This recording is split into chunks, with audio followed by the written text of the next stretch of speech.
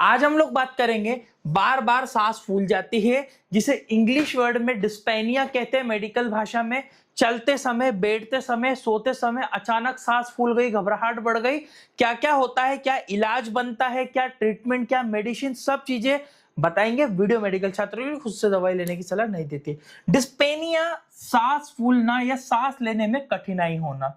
Dyspnoea difficulty in breathing, यानी कि dyspnoea सांस लेने में कठिनाई होना, जिसे हम लोग मेडिकल टर्मिनोलॉजी में कहते हैं, या ब्रीथिंग डिफिकल्टी आप कहोगे। द पेशेंट में फील लैक ऑफ एयर, मनुष्य ऐसा महसूस करता है, एक पेशेंट जैसे उसे हवा की कमी हो, जबकि बाहर से पर्याप्त हवा मिल रही है, पर फिर भी उसे ऐसा लगता है कि हवा की कमी हो रही है शरीर में। It can occurs during activity और रेस्ट, काम करते समय या सोते समय, दोनों में से किसी भी कारण से मनुष्य को सांस फूल सकती है। जरूरी नहीं है कि वो काम करेगा तभी फूलेगा, वो सोता रहेगा तब भी उसकी सांस फूल सकती है।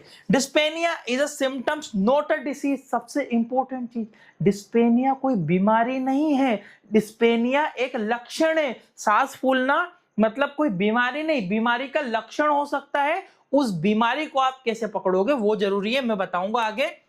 डिस्पेनिया आपने पढ़ा, अब देखिए डिस्पेनिया के टाइप्स आप समझो कि एक्यूट डिस्पेनिया, अचानक होने वाली सांस फूलना, अचानक सडनली पेशेंट की सांस फूलने लगी हो, या फिर क्रोनिक डिस्पेनिया। मैं आपको यह भी बताऊंगा कि मरीज जब हॉस्पिटल में आएगा तो आप उसको कैसे मैनेजमेंट करोगे, या फिर किसी व्यक्ति की सांस फूलती है तो कैसे मैनेज करोगे। एक क्रोनिक डिस्पेनिया, लंबे समय से, भैया पुराने समय से उसको सांस फूलती आ रही है, पता है पेशेंट को भैया कुछ समय में सांस फूलती रहती है। एक होता है एक्सक्रिशनल डिस्पेनिया। एक्सक्रिशनल डिस्पेनिया क्या होता है, चलते या काम करते समय सांस फूलना।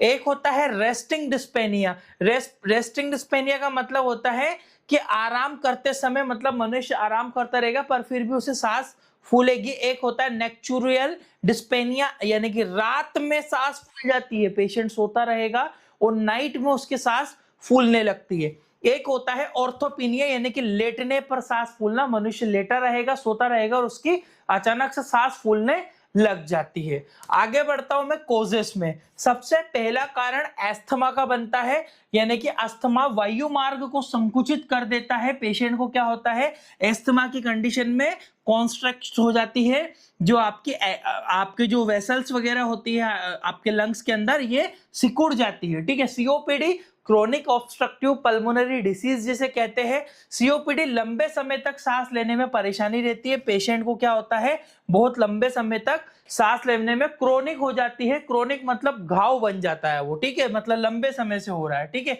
एक होता है निमोनिया, निमोनिया में भी ऐसा होता है। एक होता है पल्मोनरी इडिमा, यानी कि फेफड़े में तरल पदार्थ जमा होने से सांस, यानी कि फेफड़ों में पानी भरने लग गया है, उसके कारण पेशेंट को क्या हो रहा है, उस पेशेंट को सांस फूल रही है। क्लियर है। और पल्मोनरी इंबोलिज्म हो सकता है। पल्मोनरी इंबोलिज्म क्या होता है, फेफड़ों की रक्त वाहिकाओं में क्लॉट जाने से अचानक सांस फूल जाती है। पेशेंट को क्या हो रहा है कि फेफड़ों में क्लॉट जा रहे हैं। आपके पल्मोनरी इंबोलिज्म में क्या हो रहा है, आपके लंग से उसके अंदर क्लॉट जा रहा है, क्लॉट की वजह से क्या हो रहा है, पेशेंट को वहां पे क्लॉट जम रहा है और ब्लॉकेज बन रहा है लंग्स के अंदर, ना कि हार्ट के अंदर। एक होता है हार्ट फेलियर, हार्ट की पंपिंग कम होने से सांस फूल जाती है। पेशेंट को क्या हो रहा है, हार्ट जो हृदय है वो ठीक से पंपिंग नहीं कर पा रहा है, उसके कारण पेशेंट की सांस फूल रही है। एक होता है मायोकार्डियल इन्फ्रैक्शन, इन्फेक्शन नहीं, इन्फ्रैक्शन, फ्रैक्शन मतलब घर्षण। हार्ट अटैक में सांस फूल जाती है, सीने में दर्द होता है अत्यधिक, हार्ट अटैक की कंडीशन में भी होता है। एक होता है एरिथमिया, एरिथमिया किसे कहते हैं, हृदय की धड़कन असामान्य होने पर सांस फूलती है। पेशेंट की जो हार्ट बीट है वो असामान्य हो जाती है, जिससे पेशेंट की सांस बहुत ज्यादा फूलने लगती है।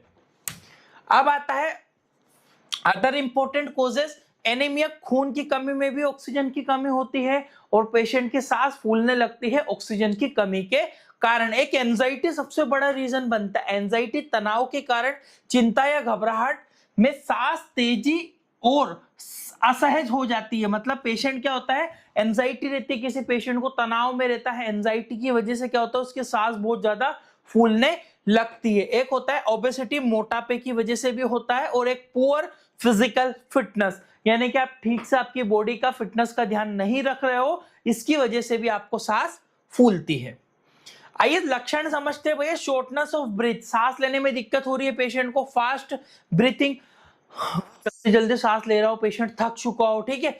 चेस्ट टाइटनेस यानी कि छाती में तनाव, जकड़न जैसी महसूस होगी पेशेंट को। विजिंग यानी कि सांस लेने में सीटी जैसी आवाज आएगी, मनुष्य सांस लेगा तो उसको विज विज विजलिंग बजेगी, सीटी जैसी आवाज आएगी। कफ, खांसी होने लगेगी। फटिगनेस, थकावट हो जाएगी। पाल्पिटेशन यानी कि दिल की धड़कन तेजी से महसूस होगी, पेशेंट को क्या है, जो उसकी हार्ट बीट है बहुत ज्यादा फास्ट महसूस होने लगेगी। इंपॉर्टेंट क्लिनिकल क्लू यानी कि महत्वपूर्ण चिकित्सीय संकेत क्या हो सकता है, यहां पे आप मेडिकल स्टूडेंट हो तो 1 मिनट अच्छे से समझ लेना। देखिए पेशेंट को डिस्पेनिया हो रहा है, सांस लेने में दिक्कत, विजिंग हो रही है यानी कि सांस फूल रही है, सीटी बज रही है, तो अस्थमा और सीओपीडी, मनुष्य को अस्थमा हो सकता है, पेशेंट को एस्थमेटिक कंडीशन हो सकती है, उस वजह से उसकी सांस फूलती है अगर आवाज आती है तो। अब डिस्पेनिया है, बुखार भी है, मतलब घबराहट हो रही है, सांस फूल रही है, बुखार है और खांसी है, मतलब निमोनिया के संकेत हो सकते हैं, पेशेंट को निमोनिया हो सकता है। अगर डिस्पेनिया है, चेस्ट पेन है यानी कि घबराहट हो रही है, सांस फूल रही है और छाती के लेफ्ट साइड में बहुत शार्प पेन है, तो कार्डियक प्रॉब्लम हो सकता है, वो हार्ट अटैक जरूरी नहीं है, कार्डियक की अदर प्रॉब्लम भी हो सकती है पेशेंट को। एक होता है डिस्पेनिया लेग स्वेलिंग, डिस्पेनिया है और पांव में सूजन है यानी कि हार्ट फेलियर का लक्षण है, इमीडिएट कार्डियोलॉजिस्ट से कांटेक्ट करना चाहिए उस कंडीशन में।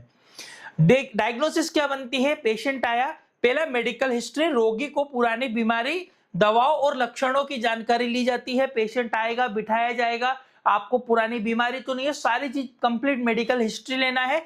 फिजिकल एग्जामिनेशन देखना है, ब्लड प्रेशर देखना है, पल्स मेजर करना है, ये सारी चीजें मेजर की जाती है। ऑक्सीजन सेचुरेशन, पल्स ऑक्सीमेट्री से ब्लड ऑक्सीजन लेवल देखा जाता है। पल्मोनरी फंक्शन टेस्ट भी किया जाता है।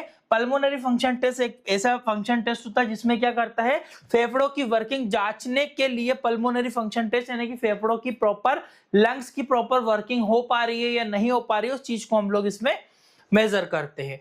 एक इंपॉर्टेंट टेस्ट होता है एसपीओ2, ब्लड में ऑक्सीजन का लेवल पता करना। सीबीसी टेस्ट कंप्लीट करवाना पड़ता है पेशेंट का। ईसीजी बहुत ज्यादा जरूरी है हार्ट कंडीशन देखने के लिए। चेस्ट एक्सरे और एबीजी, आर्टेरियल ब्लड गैसेस। अब एक बात मैं आपको बता दूं, ये सारे टेस्ट करवाएंगे जरूरी नहीं है, पेशेंट आएगा, उसकी कॉम्प्लिकेशन, वो क्या क्या कंप्लेंट कर रहा है, उसके अकॉर्डिंग हम उस टेस्ट को परफॉर्म करेंगे, इतना आप माइंड में रखना। मैनेजमेंट क्या बनेगा, मैनेजमेंट ट्रीटमेंट। देखो अब मैं आपको बता दूं, ट्रीटमेंट अगर मैं बोलूंगा कि ये ले लो वो ले लो, ऐसा नहीं होता है।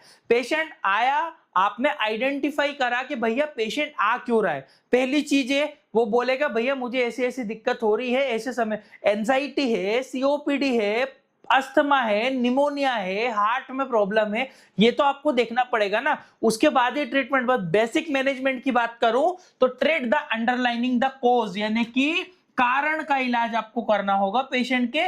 Give oxygen when require, immediate patient को ऑक्सीजन दो अगर उसे जरूरत है तो। साथ में एस्थमा में भी रिक्वायर इनहेलर, अगर अस्थमेटिक पेशेंट है आपको पहचानना है, इमीडिएट इनहेलर करवाना है पेशेंट को।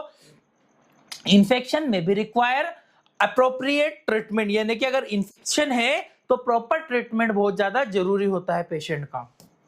नेक्स्ट मैनेजमेंट में आता है treat the underlining the cause, मैंने आपको बोल दिया, गिव ऑक्सीजन हो गया, एस्थमा का पेशेंट में इनहेलर दे दिया। अगर मैं बात करूं प्रॉपर प्रिस्क्रिप्शन की, ये आप अच्छे से समझना, और इस तरह का प्रिस्क्रिप्शन डिस्क्रिप्शन कमेंट बॉक्स में लिंक है, वहां से ले लेना, इसको समझ लो। इमीडिएट एक्शन क्या करना है कि पेशेंट सबसे पहले हाई फ्लोर, मतलब बेसिकली पेशेंट को प्रॉपर लेटाना है, चेक क्लियर एयरवे, एयरवे को प्रॉपर चेक करना है, गिव ऑक्सीजन देना है, मॉनिटर करना है, इन्वेस्टिगेशन करवाना है, एबीजी, सीबीसी, यूरिया, क्रेटिनिन वगैरह करवा लो, ईसीजी, चेस्ट एक्सरे करवा के देख लो। साथ में अब मैंने यहाँ कंप्लीट ट्रीटमेंट लिखा है। अगर अस्थमेटिक पेशेंट आया है तो क्या करोगे, इंजेक्शन हाइड्रोकोर्टिसोन आप दो पेशेंट को, साल्बुटामोल इसके अंदर मिक्स करके दिया जाता है, साल्बुटामोल अलग दे सकते हो, 1 नीड शॉट में भी रिपीट, अगर नहीं होता है रिपीट कर सकते हो। अगर पल्मोनरी एडिमा वाला, हार्ट फेलियर वाला पेशेंट आया है तो फ्रूसामाइड का इंजेक्शन, नया नाइट्रोग्लिसरीन का 40 mg 5 to 10 mcg पेशेंट को इमीडिएट देना है। एंजाइटिक पैनिक अटैक वाला आया है जिसको एंजाइटी है, उस पेशेंट को क्या करेंगे आप, इंजेक्शन डाइजेपाम टैबलेट आप पेशेंट को दो, तुरंत उसको रिलीफ मिलेगा। साथ में सीवियर हाइपोक्सेमिया अगर पेशेंट आया है तो कंसीडर करना है पेशेंट को और इंक्यूबेशन करवाना है इफ नीडेड, अगर जरूरत हो तो as per the condition of patient. तो ये इस तरह का पूरा प्रिस्क्रिप्शन यहाँ पर पेशेंट। अच्छा, ये टॉपिक कंप्लीट होता है। अगर आपको इस तरह के हमारे पीडीएफ चाहिए, नोट्स चाहिए, डिस्क्रिप्शन कमेंट बॉक्स में लिंक है। 950 रुपए वाला कोर्स आप खरीदो, 1 साल तक पढ़ाई करो, आराम से मिलेगा, सब डाउनलोड करके आराम से फोटोकॉपी आप करवा के पढ़ सकते हो। Thank you for watching guys, your Indian medical lecture.